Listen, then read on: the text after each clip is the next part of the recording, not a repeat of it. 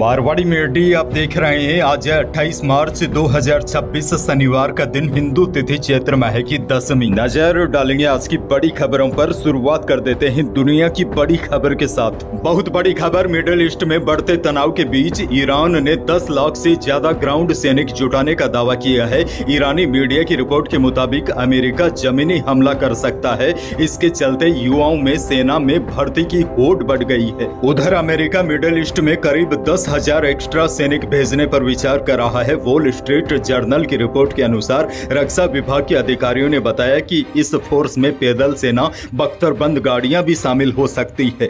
अब देखिए, इस युद्ध को करीब करीब 1 महीना पूरा हो गया है, लेकिन यह युद्ध अब धीरे धीरे भीषण होता जा रहा है। ईरान ने इजराइल पर 83वीं बार मिसाइल हमला किया है। इस बार मिसाइलों पर थैंक यू इंडिया लिखकर भेजा गया है। सोशल मीडिया पर सामने आए वीडियो में दिखा है कि ईरानी सैनिक मिसाइलों पर thank you people of India लिख रहे हैं। इसी तरह स्पेन, पाकिस्तान और जर्मनी के लिए भी संदेश लिखे गए थे। ईरान ने कहा है कि यह कदम उन देशों के प्रति आभार जताने के लिए है जिन्होंने उसका समर्थन किया है।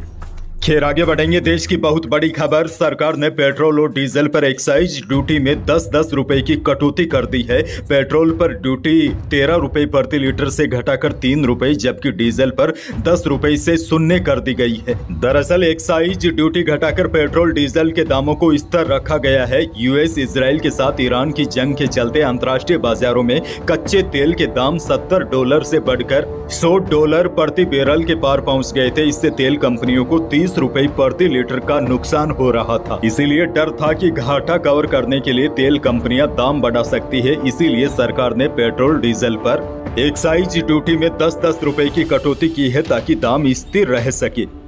एक और बड़ी और काम की खबर देखिए। सरकार ने शुक्रवार को कहा है कि देश की सभी रिफाइनरी 100% कैपेसिटी से ऑपरेट हो रही है। देश में एलपीजी प्रोडक्शन 40% बढ़ा है। देश में लॉकडाउन की स्थिति नहीं है। सरकार ने दावा किया है कि हमारे पास पर्याप्त मात्रा में क्रूड पेट्रोल डीजल मौजूद है। एलपीजी की सप्लाई हो रही है। अफवाहों के चलते पेट्रोल पंप पर भीड़ दिखाई दे रही है, लेकिन सरकार ने लोगों से कहा है कि चिंता करने की कोई आवश्यकता नहीं है। देश की एक और बहुत बड़ी खबर, पीएम मोदी ने शुक्रवार को पश्चिमी एशिया के हालातों को लेकर राज्यों के मुख्यमंत्रियों के साथ एक बड़ी बैठक की। उन्होंने कहा कि सभी राज्य टीम इंडिया की तरह मिलकर काम करें और आने वाले दिनों के लिए अपनी तैयारियां मजबूत रखें। हालांकि इस बैठक में चुनाव आचार संहिता लागू होने की वजह से चुनावी राज्यों के मुख्यमंत्री शामिल नहीं हो पाए। वहीं सरकार ने यह भी स्पष्ट कर दिया है, देश में कोई भी लॉकडाउन नहीं लगेगा। केंद्रीय मंत्री किरेन रिजिजू समेत 3 मंत्रियों ने लॉकडाउन की खबरों को गलत बताया है।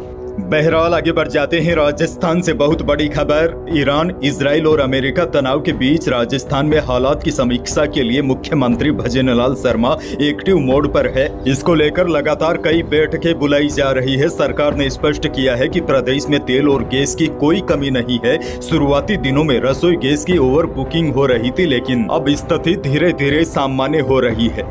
इसके साथ ही मुख्यमंत्री भजनलाल शर्मा ने अधिकारियों को निर्देश दिया है कि तेल और गैस आपूर्ति पर कड़ी निगरानी रखें। मौजूदा हालातों पर खाद्य मंत्री, मुख्य सचिव स्तर पर भी लगातार मॉनिटरिंग की जा रही है। मुख्यमंत्री भजनलाल शर्मा ने अवैध भंडारण पर सख्ती के निर्देश दिए हैं। कालाबाजारी करने वालों के खिलाफ कड़ी कार्रवाई के निर्देश दिए हैं।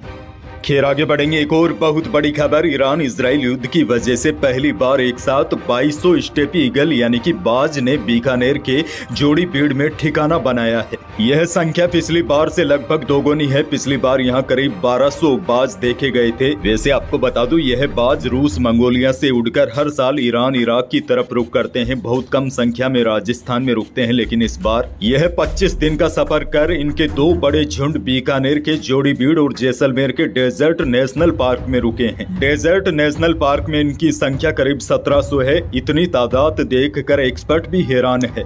एक्सपर्ट का मानना है कि मिडिल ईस्ट में जारी युद्ध से इनके आवास प्रभावित हुए हैं। इनके रहने की जगह खत्म हो चुकी है। इसी वजह से ये विदेशी पक्षी सबसे सुरक्षित जगह पर रुके हैं।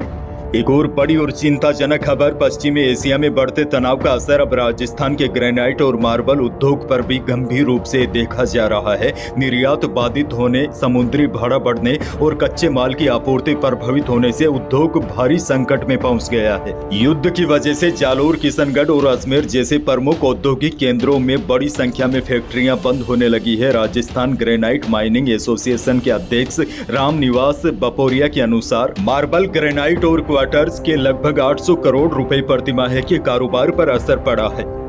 एक और बड़ी खबर, राजस्थान में बम ब्लास्ट की साजिश कर रहे एक आरोपी को पुलिस ने गिरफ्तार किया है। आरोपी ने पाकिस्तानी डॉन शहजाद भट्टी के ऑर्डर पर दिल्ली, हरियाणा, पंजाब में भी रेकी कर वीडियो बनाए थे। और बड़ी जानकारी यह है, आरोपी आकाशदीप श्री गंगानगर के चककेरा गांव का रहने वाला है। उसे 26 मार्च की शाम को गांव से ही पकड़ा गया था। लालगढ़ जाटान पुलिस ने आकाशदीप को राष्ट्र विरोधी गतिविधियों में शामिल होने के आरोप में गिरफ्तार किया है।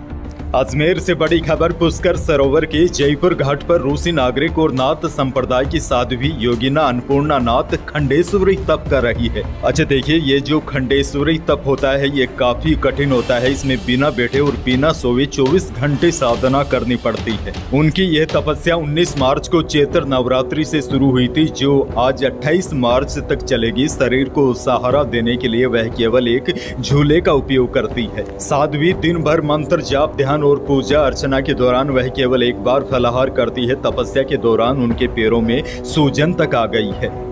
जोधपुर से बड़ी खबर, जोधपुर के भगत की कोठी रेलवे स्टेशन को अत्याधुनिक मेगा टर्मिनल के रूप में विकसित किया जाएगा, जिसके लिए 397.69 करोड़ रुपए की मंजूरी मिली है। इस परियोजना के तहत यहां कोचिंग हब भी बनाया जाएगा और स्टेशन को आनंद विहार मॉडल की तर्ज पर आधुनिक सुविधाओं से लैस किया जाएगा, जिससे यात्रियों को बेहतर सुविधाएं मिल सके। अब देखिए, इस महत्वाकांक्षी परियोजना के पूरा होने में वर्ष 2030 तक जोधपुर की रेल संचालन दोगुनी हो जाएगी।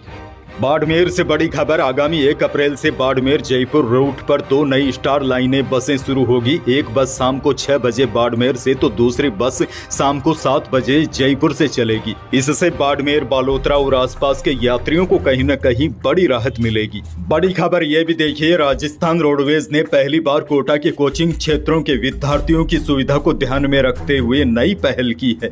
अब रोडवेज की बस सेवा सीधे जवाहर नगर स्थित कोचिंग क्षेत्रों से संचालित की जाएगी। 1 अप्रैल से कोटा, उदयपुर, अहमदाबाद, वडोदरा रूट पर सेमी डिलक्स बसें सेवा शुरू की जा रही है। खैर, आगे बढ़ जाते हैं। एक और बहुत बड़ी खबर, सोने और चांदी के भाव में उतार चढ़ाव का दौर जारी है। अंतर्राष्ट्रीय बाजार में चल रही उथल पुथल के बीच कल जयपुर सराफा बाजार में सोने और चांदी के भाव में उतार चढ़ाव देखा गया। चांदी 3700 रुपए कम होकर 2,33,300 रुपए प्रति किलो पर आ गई। इसके विपरीत शुद्ध सोना 1,000 रुपए बढ़कर 1,48,000 रुपए प्रति 10 ग्राम रहा और 22 कैरेट यानी कि जेवराती सोना भी 900 रुपए तेज होकर 1,38,400 रुपए प्रति 10 ग्राम रहा।